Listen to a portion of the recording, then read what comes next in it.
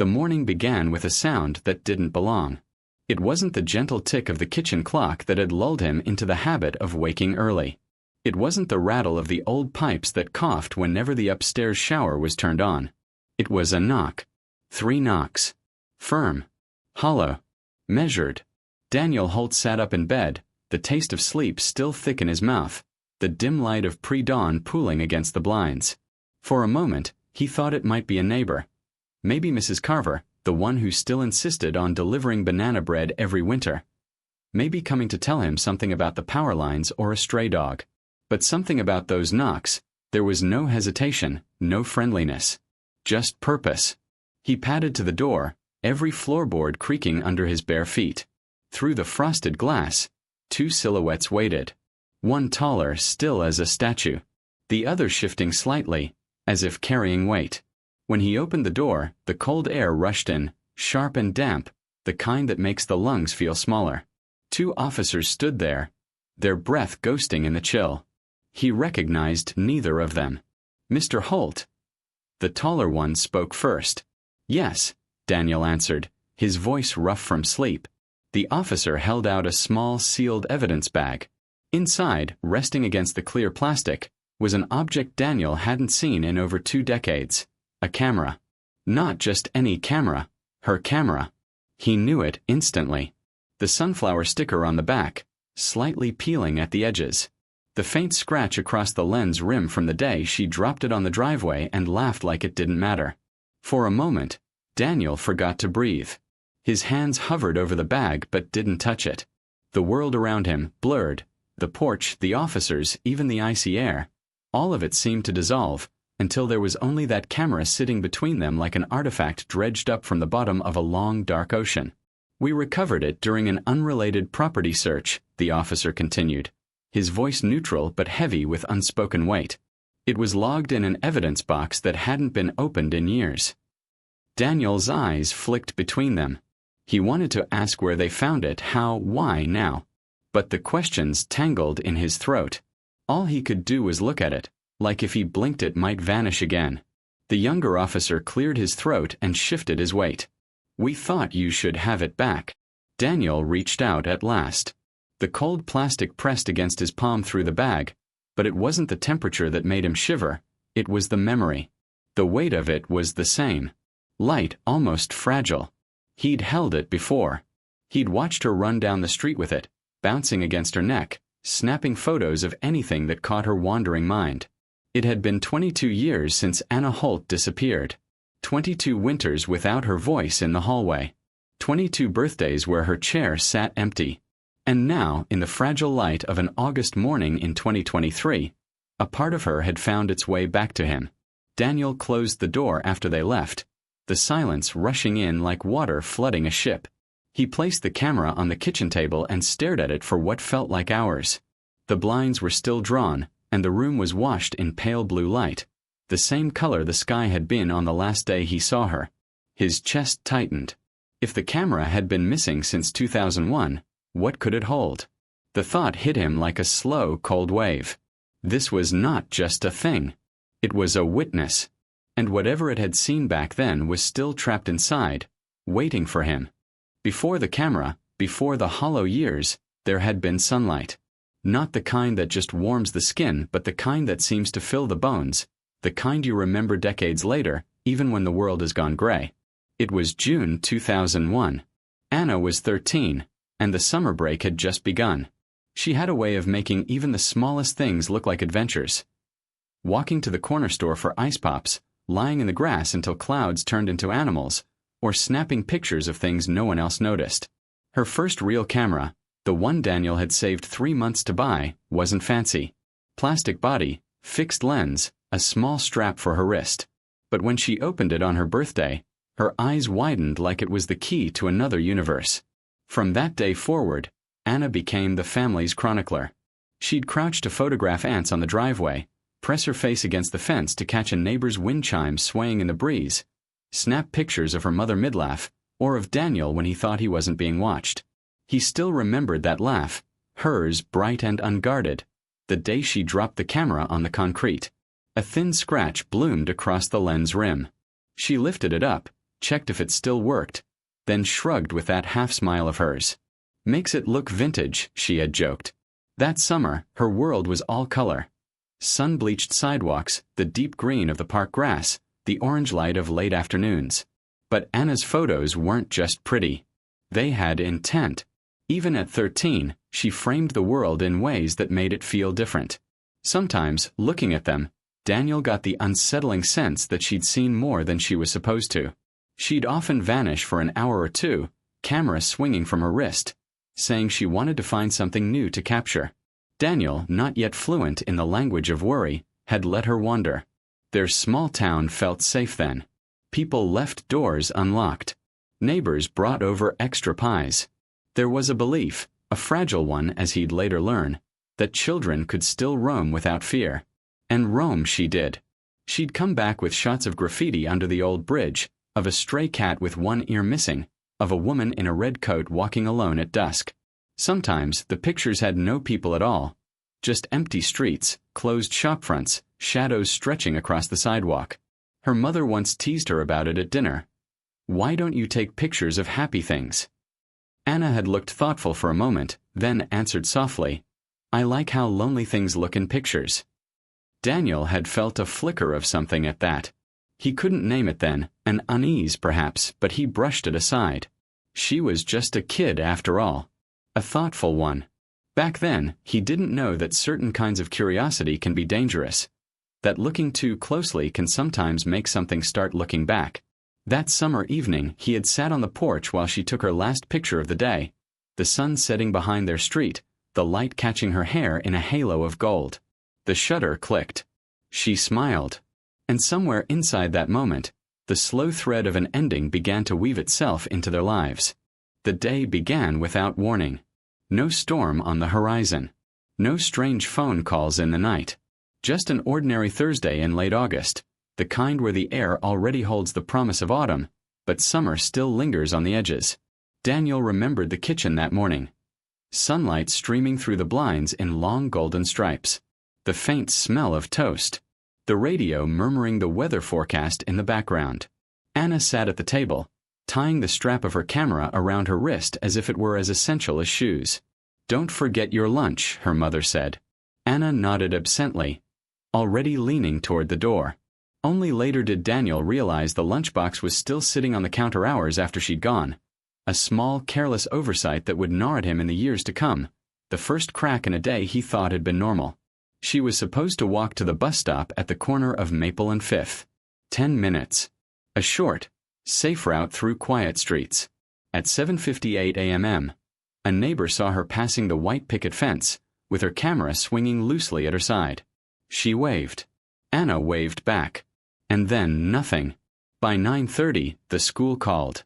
She hadn't shown up for first period. The teacher assumed she was sick. By 10:15, Daniel was standing in the principal's office, feeling his stomach twist. By 11 o'clock, 2 patrol cars were parked outside their house, and the word missing had entered their world like a shard of glass. The search began immediately. Officers fanned out across the neighborhood. Friends, neighbors, even strangers joined in, combing streets, parks, and backyards. They called her name into the warm afternoon air, but the calls only echoed back. Daniel's memories of that day blurred together. The rapid thump of his heartbeat, the blur of blue uniforms, the metallic taste of panic. Every time someone came toward him, he hoped for news. Every time it was nothing. They found her school bag near the old bridge. Straps still buckled, contents untouched. But there was no camera. Theories multiplied as hours stretched into night. Some thought she'd run away, but she'd left behind money, clothes, her journal. Others whispered about strangers in vans, about the river, about dark possibilities Daniel refused to let his mind name. By sunset, the town was holding its breath. Porch lights stayed on. Parents kept children indoors. And Daniel stood on his porch watching the road, waiting for a figure to appear at the far end of the street. The next morning, helicopters joined the search. News crews arrived. Anna's photograph, smiling, sunlight in her hair, appeared on every television in the county. The police interviewed friends, teachers, the bus driver. A classmate said Anna had mentioned wanting to take pictures somewhere new before school. Another recalled she'd seemed distracted, glancing over her shoulder more than once that week. It was the first time Daniel heard the phrase, "Someone might have been watching her." By the end of that week, the search had lost its urgency. The voices calling her name grew hoarse. The patrol cars drove slower. The river was dragged.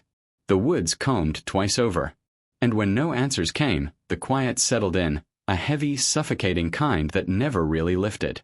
4 years afterward, Daniel would revisit that morning in his mind like a reel of film, searching for a frame where things could have been different. A word he could have said, a question he could have asked, a step he could have taken to change the ending. But the day always ended the same way, with the sun going down and Anna gone. Grief, Daniel learned, isn't a single event. It's a season that refuses to end. The first weeks after Anna vanished were frantic, a blur of search parties, police briefings, news interviews. His house became a revolving door of officers, volunteers, and well-meaning neighbors carrying casseroles he could never bring himself to eat. Every surface was covered with flyers bearing her photograph. Every phone call felt like it could be the one. But time has a way of softening urgency, even when the wound stays open. By the third month, the search parties were smaller. By the sixth, the reporters had stopped calling. And by the first anniversary, only a handful of people still came to the candlelight vigil. Daniel kept her room exactly as she had left it. The bed made, though slightly uneven from the last time she sat on it. The desk cluttered with Polaroids and cheap gel pens. The faint scent of her shampoo still clinging to the pillowcase, a scent that would fade no matter how tightly he closed the door.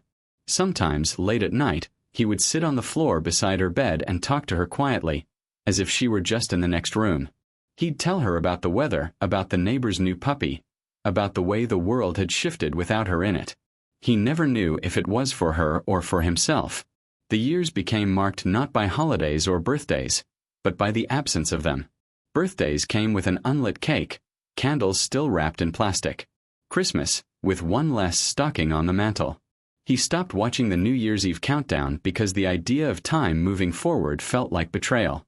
The police case file thickened over time, not with answers, but with false leads and dead ends. There were reported sightings, a girl in a diner 2 towns over, a teenager in a bus station, who looked just like her. Each time, Daniel would drive there himself, only to return home empty-handed. Some tips were cruel hoaxes. Once, an anonymous caller claimed to have her, only to admit later it was a prank. The sound of that laughter over the phone would stick with Daniel for years, like a thorn in the dark. Friends tried to help. They invited him to dinners, to community events, to church services. But every room he entered felt incomplete, like a photograph missing its subject. Eventually, the invitations stopped. His marriage didn't survive the second year. Grief has a way of turning love into silence, and silence into distance. She moved away. He stayed. They rarely spoke, except on the anniversaries. By the 10th year, the case was technically still open, but the visits from detectives came less often. They used phrases like ongoing investigation and will let you know if anything changes. Daniel began to understand that the police weren't waiting for answers anymore. They were waiting for the case to fade into memory. But for him, there was no fading. Every face in a crowd was a possibility. Every passerby in a red coat, every shadow in the corner of his vision, made his heart lurch. He developed a habit of scanning the background of news footage, store cameras, even old commercials, searching for her. He never stopped looking. And then, 22 years after that August morning, someone knocked on his door with a piece of her life in their hands. A camera. An object that had disappeared with her and somehow found its way back. He didn't know it yet, but the years of silence had been holding something, and now that silence was about to break. The kitchen was quiet, except for the slow, steady hum of the refrigerator. Daniel sat at the table, the camera between his hands like a relic from another life. The plastic of the evidence bag caught the light in brittle reflections. He had removed it from the seal minutes after the officers left, his fingers clumsy, almost reluctant, as if touching it too quickly might erase whatever was still inside. It felt lighter than he remembered. Not physically, the weight in his palm was the same, but lighter in the way an object can seem when it's been away for years, stripped of the warmth of daily use. He turned it over slowly. The sunflower sticker on the back was faded now, its petals bleached from yellow to a pale cream. A scratch still traced the edge of the lens like a scar. It was exactly as it had been the last time he'd seen it slung over Anna's shoulder as she walked toward the bus stop. And yet not the same. This one had been somewhere. Seen something. He placed it on the table, sat back and stared at it. The rational part of him whispered, "It's just a camera." The irrational part, the part that had kept him searching for 22 years, whispered back, "It knows." The officers had told him almost nothing. Recovered during an unrelated property search. That was the official line. When he'd asked where, they'd exchanged a quick glance and said the details weren't public yet. That secrecy gnawed at him. Cameras didn't just appear after decades in random boxes. Someone had kept this. Someone had held onto it. Which meant someone had a reason. The thought of looking inside, of pressing that small square playback button and seeing what she had seen, was almost unbearable. He had lived for 2 decades with questions. This might give him answers. But answers could destroy him as easily as they could free him. He poured himself a coffee he wouldn't drink. The bitter scent filled the kitchen, a tether to the present moment. He needed that, something to anchor him, before the past came flooding in. The camera sat there, unblinking, as if it were waiting for him to decide. He lifted it, feeling the slight pull of the strap against his wrist. His thumb hovered over the playback button. A deep, instinctive part of him didn't want to do this alone. But who else could he trust? The police had already had their chance. The only person who could face this was the man who had loved her most. In the stillness, the smallest sounds became loud. The tick of the wall clock, the soft click of the refrigerator cycling off, the faint rustle of leaves outside. He pressed the button. The tiny screen lit up with a bluish glow. And just like that, he was no longer in 2023. The first image appeared, a close-up of a laughing girl in a school uniform. Her friend's arm draped around her shoulder. Sunlight turning their hair gold. It was the world before. The world untouched. Daniel exhaled a breath he didn't know he'd been holding. He pressed the button again. Another picture. Harmless. Ordinary. Familiar. But with each click, a strange weight began to build. He had no idea that somewhere deeper in that reel, the ordinary would end. The first few images were a comfort, almost a kindness. Anna at the park. Hair tangled in the wind. The neighbor's golden retriever mid-leap, tongue lolling in a joyful blur. A stray cat on the fence, one paw dangling over the edge as if considering the jump. They were the kind of photographs she always took. Fragments of everyday life frozen in a way that made them feel more important than they had been at the time. For a moment, Daniel almost convinced himself that this was all the camera held. That perhaps the police had been overcautious. That the years of pain could end here, in a small stack of harmless images. But then the shift began. It was subtle, like the air changing before a storm. The next photo was of an empty street at dusk. No people. No cars. Just the long shadows of telephone poles stretching toward the horizon. The one after that, a brick alleyway, the kind that barely fits 2 people side by side, taken from a low angle as if the camera had been held at hip height. Then came a blurred image of a shop window at night. The glass caught more reflection than detail, but in the reflection, Daniel thought he could see the faint outline of Anna's face. The further he went, the stranger the images became. There were more photos of streets, but not the kind a child would find beautiful. Back roads, industrial blocks, a boarded-up convenience store with its sign half missing. Several were taken in near darkness, lit only by a single street lamp. In many of these there was a figure, always in the background, never fully clear. Sometimes only a shoulder, sometimes the arc of a shadow just beyond the reach of light. Daniel leaned closer to the tiny screen. His breath fogged the glass for a second before he wiped it with his thumb. The figure wasn't always in the same place in the frame. Sometimes they were behind her. Sometimes across the street. But in every shot, there was a sense that Anna hadn't been alone. The photos moved from outdoors to indoors without warning. One showed a dimly lit hallway, walls painted a pale green, the kind you find in older public buildings. Another captured a stairwell, metal railings catching the glare of the flash. Then, a shot of an elevator panel, the 3-button glowing red. Daniel frowned. These weren't the places she normally wandered. He had never seen them in her previous rolls of film. Near the middle of the sequence, a photo made his stomach tighten. It was taken in daylight, a wide shot of a parking lot. In the far corner, barely visible, was a dark sedan. The trunk was open. He couldn't be sure, but the figure from the earlier shots seemed to be standing beside it, half turned toward the camera. Daniel froze, thumb hovering above the button. His body had gone cold despite the summer heat pressing through the kitchen windows. Still, he pressed forward. He had to. The next images grew more disjointed. Motion blur, tilted angles, parts of frames where only the ground was visible. Some were taken so close to objects, a rusted doorknob, a torn piece of paper taped to a wall, that they felt almost claustrophobic. And then came the one that made him sit back in his chair, the air gone from his lungs. It was Anna. Not posing. Not smiling. She was looking directly into the lens, her eyes wide. Not with fear exactly, but with a kind of urgent awareness, as if she was about to say something and the shutter had stolen her words. Daniel let the image sit on the screen. The longer he looked, the more certain he became. She was not alone when this was taken. There was a faint blur in the corner. A sleeve, dark fabric, impossibly close. He scrolled again. The sequence continued, but now the photos seemed to be taken faster, closer together, as if she was shooting without stopping to think. Shadows grew longer. The lighting dimmed. The figure, always just on the edge, began appearing more clearly. And then the final photo. It was darker than the others. The edges of the frame almost black. At the center, illuminated by what looked like the beam of a flashlight, was a person. They were standing far too close to the camera. Close enough that the face should have been visible. But it wasn't. The light had caught their head in such a way that it was nothing but glare, a white void where the face should be. Daniel's thumb trembled over the playback button. His mouth had gone dry.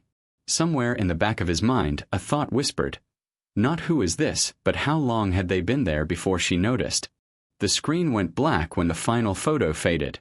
Daniel sat in the kitchen, the camera still in his hands, but it felt heavier now, not just with plastic and film, but with something unseen. Something that had been there all along, buried in the grain of each image. He pressed the playback button again, starting from the beginning. This time, he wasn't looking for faces or smiles. He was looking for patterns. The timestamps told part of the story. The first few shots, the ones of her friends, the stray cat, the park, were taken within the same afternoon. Bright sunlight. Familiar streets. But the photo of the empty street at dusk? That was the following evening. And the alleyway? The day after that. It meant the sequence spanned several days. Possibly her last week before she vanished. Daniel realized, with a sinking feeling, that there was a gap in the timeline. A jump of nearly 12 hours between two shots. What had happened in those hours? Where had she been? He pulled out a notepad from the drawer, began jotting down each timestamp, location, clues, and anything unusual in the frame. He found himself circling certain images, the ones with the figure in the background. Sometimes the figure seemed closer, sometimes farther, but never gone. By the third viewing, Daniel began to notice things he'd missed before. In one image, a photograph of an empty bus stop, the figure wasn't in the background at all. Instead, a shadow stretched from the foreground toward the frame's edge. It wasn't hers. The angle was wrong. In another shot, the parking lot with the open trunk, there was something just visible in the back seat of the sedan. He couldn't tell what, but it was bulky, wrapped in something pale. He didn't trust his own eyes anymore. That evening, he called Mara Fenton, a local journalist he'd known back when the case was new. She'd been one of the few reporters who treated Anna's disappearance with care, refusing to sensationalize it for headlines.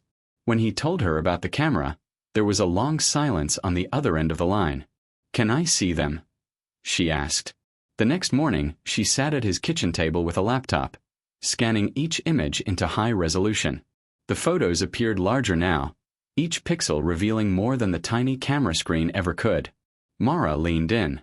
"See this," she said, pointing to the blurred corner of the shop window reflection. "That's not just her. There's someone else. Right here, almost behind her shoulder." Daniel's stomach tightened. She clicked forward. And here, the stairwell. "This looks like the old Eastbridge apartments. They tore them down in 2004. If these were taken there." She trailed off. They began cross-referencing the timestamps with weather reports, public transport logs, and old building records. Piece by piece, a rough map began to form. A loop of locations that traced a strange, deliberate path across town. What chilled Daniel most was that many of these locations were not places Anna would have gone on her own. They were isolated, industrial, forgotten. By late afternoon, they had one more revelation. In 3 separate images, barely visible on the far edge of the frame, was a light blue van. Always the same make. Always the same dent in the passenger door. The van never appeared in the same place twice. But it was always near her. Daniel stared at the printed photos spread across the table. The timeline was incomplete. The details were blurry. But one thing was certain now. Anna had been moving through those final days with someone close behind. And whether she had known it or not, the camera had known. The final timestamp read 8:42 a.m., August 23, 2001. Daniel stared at the tiny digital numbers burned into the corner of the last 2 photographs. He had memorized the date years ago, the morning she never made it to school. Seeing it stamped there felt like the camera itself was marking her vanishing point, like a silent witness signing its name to the event. The first of those 2 images was taken in daylight, bright enough that the details were sharp. It showed a storefront Daniel didn't recognize at first, a dusty little shop with faded awnings, its windows filled with clutter. Old clocks, picture frames, a chipped porcelain doll staring out from behind the glass. In the lower half of the window, the glass caught a reflection. Anna's reflection. She was holding the camera up mid-shot, the strap wrapped tightly around her wrist. Her hair was loose, falling across her face. And behind her, barely half a step back, was another shape. Not fully in frame. Not defined enough to name. Just the vague outline of a person leaning ever so slightly toward her. Daniel's eyes stayed on that reflection for a long time. He'd been a father long enough to recognize the tiny cues in his daughter's posture. She was aware of whoever was behind her. The angle of her head, the tension in her shoulders, they weren't relaxed. It wasn't fear exactly. But it wasn't comfort either. The second image, taken less than a minute later, was the one that made the room feel smaller. It was darker, though the timestamp showed only a short gap in time. The shift wasn't in the light, it was in the framing. This shot wasn't wide. It was close. Too close. The photo was of a wall, pale green, paint chipped in places, a crooked frame hanging slightly askew. At the far right edge of the frame, blurred by motion, was part of Anna's face. Her eye was visible. Wide. Focused on something or someone beyond the lens. Daniel replayed the moment in his mind. She'd taken a photo of the shop, capturing the reflection. Then, perhaps urged or followed, she'd moved indoors, maybe to where this second photo had been taken. The motion blur suggested she'd been walking quickly. Or turning. Or pulling away. Mara leaned over the printout of the second photo. "This wall, I've seen this paint color before. It was common in municipal buildings from the 70s. Community centers, old offices, that sort of thing." Daniel swallowed. And the frame, she squinted. Could be anything. But it's not art. Looks like a notice board. Maybe with paper torn off. They searched the background for clues, light fixtures, baseboards, anything that could pin down the location. But the closer they looked, the more the image seemed to resist giving anything up. What it did give was an undeniable sense that these were the last captured seconds before something changed forever. Daniel imagined her, 13 years old, camera in hand, a stranger or almost stranger just close enough to touch her shoulder. He imagined her glancing over, clicking the shutter without fully thinking, the act more instinct than art. And then nothing. It struck him then that these 2 photos, the reflection and the green wall, were the only tangible record of her final moments outside the safety of home. Everything else was gone. When he finally set the camera down, his hands were shaking. Not because he'd seen something overtly violent or conclusive, but because the images were almost telling him, almost pointing toward an answer. And just like the last 22 years, almost was unbearable. Sleep was impossible that night. Daniel lay in bed, staring at the ceiling. The afterimages of the photographs burned into his mind. The reflection in the glass. The pale green wall. That blurred shoulder that lean. He kept telling himself it was just a sequence of pictures. Pixels and timestamps. But in the quiet they became more than that. They became movements. They became footsteps. They became the sound of someone breathing in a space too small for two people. By 2 a.m., he was sitting in the kitchen again, the camera in front of him. He didn't touch it. He just watched it, as if it might reveal more if he stared long enough. The questions multiplied in the dark. Why had the camera resurfaced now? Where had it been for 22 years? If it had been in police storage all along, why hadn't anyone told him? And if it hadn't been in storage, who had been keeping it? Mara's words from earlier in the day replayed in his mind. If these were taken at Eastbridge Apartments, they were torn down in 2004. That meant the camera, and whoever had it, had been somewhere untouched for at least 3 years after Anna vanished. And then what? Forgotten in a box. Hidden away. Planted to be found. The idea slithered into his thoughts, unwanted but persistent. What if someone wanted you to see these now? The next morning he called the precinct, asking again where the camera had been found. The officer on the phone hesitated before giving the same answer as before. During an unrelated property search. No address. No name. Just a vague, polished sentence designed to end the conversation. When Daniel pressed, the tone on the other end hardened. That's all we can release, Mr. Holt. That was when the paranoia began to settle in. It wasn't the frantic kind, not yet. It was a slow, creeping shift in the way he saw the world. The postman pausing a beat too long at the mailbox. A car idling at the corner for a minute before pulling away. A shadow moving in a window across the street. He told himself it was just the camera's fault, that it had woken something dormant in him. But deep down, he couldn't shake the feeling that his life had re-entered the same orbit it had been in back in 2001. That some invisible presence was circling again. That night, he dreamed of Anna for the first time in years. She was sitting at the kitchen table, the camera in her hands, flipping through the pictures like they were postcards from a trip. She didn't look 13 anymore. She looked older, almost his age when she disappeared. She didn't speak.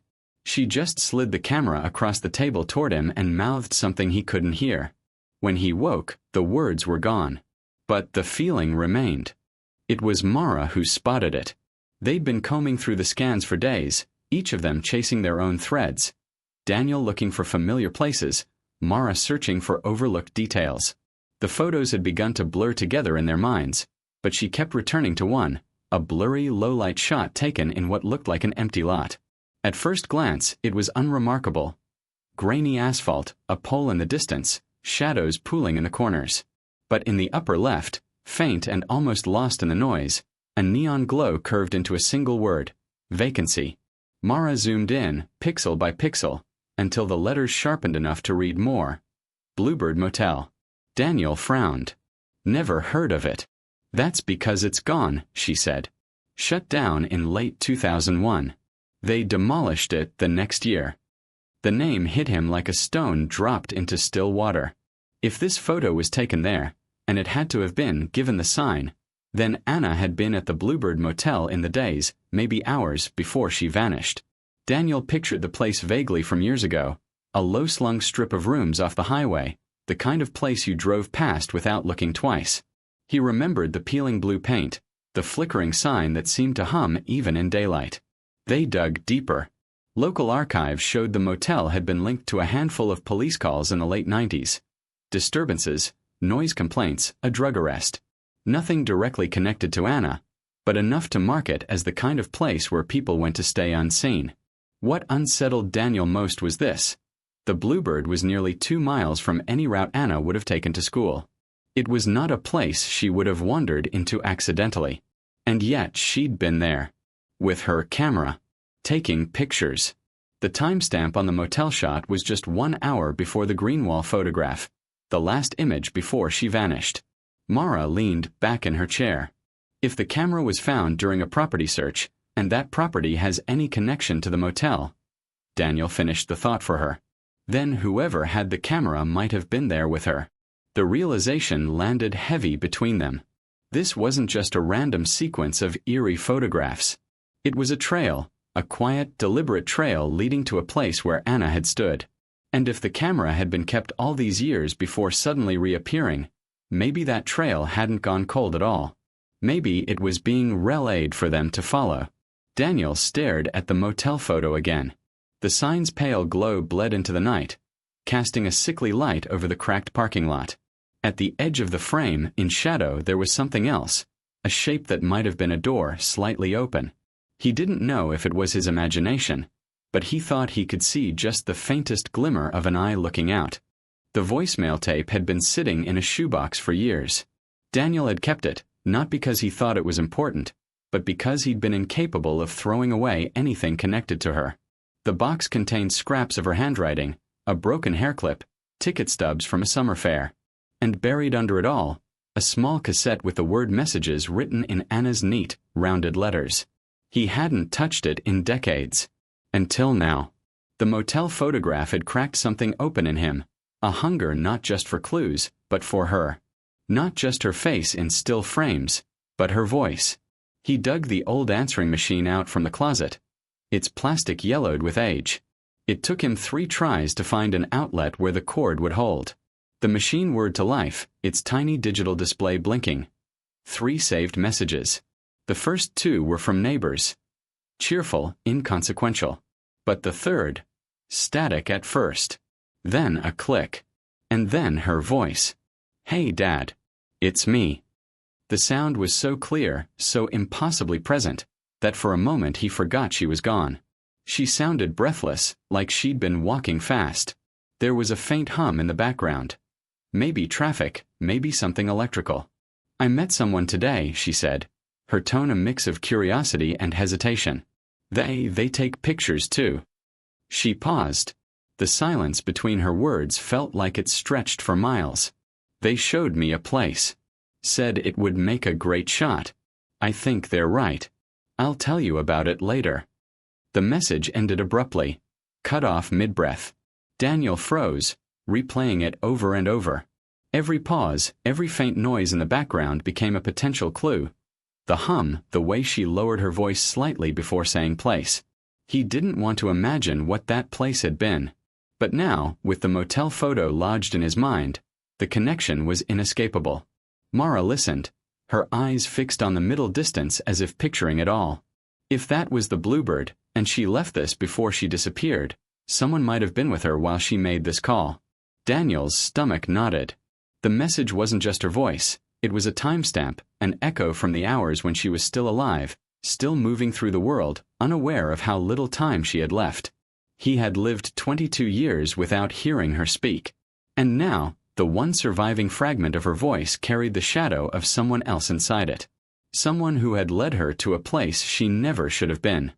It was Mara who noticed the tiny red icon in the camera's playback menu. They'd been so focused on the photographs that neither of them had bothered to check the video tab. Most point-and-shoot cameras from 2001 weren't built for moving images, and Anna had rarely used the function.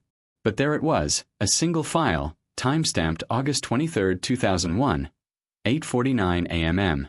Just 7 minutes after the shop window reflection. Daniel's hands shook as he navigated to it. His thumb hovered over the play button, but he couldn't bring himself to press it. Mara's voice was steady. "We watch it together." The screen flickered to life. The image was shaky, blurred at the edges. The camera pointed down at the floor at first, as if it had been switched on accidentally. They could hear faint movement, footsteps on what sounded like linoleum. Then the frame tilted upward, revealing a narrow hallway. Walls painted that same pale green. There was no one in the shot at first. The camera swayed slightly, then began to move forward, the sound of breathing faint under the muffled whir of the tape. At the end of the hallway was a door. It was half open, just enough for light to spill into the dim corridor. As the camera approached, a shadow crossed the sliver of light. Quick, almost too quick to register. The footsteps paused. For several long seconds, nothing happened. The frame stayed fixed on that door. Daniel could feel his own breath matching the rhythm of whoever was holding the camera. Then, slowly, the door began to close, not all at once, but with the kind of deliberate slowness that made the hair on the back of his neck rise. As the gap narrowed, the light thinned until only a thin golden line remained. And then, darkness. The sound that followed was faint but unmistakable. Footsteps. 2 sets. One slower. Heavier. The other quicker, almost hesitant. The audio crackled, and somewhere in that distortion, Daniel swore he heard a voice, low, indecipherable. The video ended abruptly, the frame freezing on black. Neither of them moved for a long time. The room was so silent that Daniel could hear the faint tick of the wall clock, each second loud against the ringing in his ears. This, Mara's voice, was barely above a whisper. This is the last thing she ever recorded. Daniel set the camera down, his hands still trembling. It wasn't an answer. It wasn't even a clear lead. But it was her. Moving. Breathing. Seeing the world through her eyes right up to the edge of whatever had happened. He realized then that some part of him had been waiting for this moment for 22 years, the moment where the search narrowed down to one last door. The tragedy was knowing he'd never see what lay beyond it. That night, he placed the camera back in its evidence bag and set it in the center of the kitchen table. The small, silent thing that had been missing as long as she had. He didn't know if it had come back to give him peace or to remind him that peace was never coming.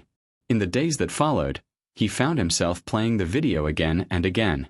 Sometimes in the quiet hours before dawn, sometimes in the middle of the afternoon, as if he might spot a new shadow, a hidden gesture, a sliver of truth he'd missed.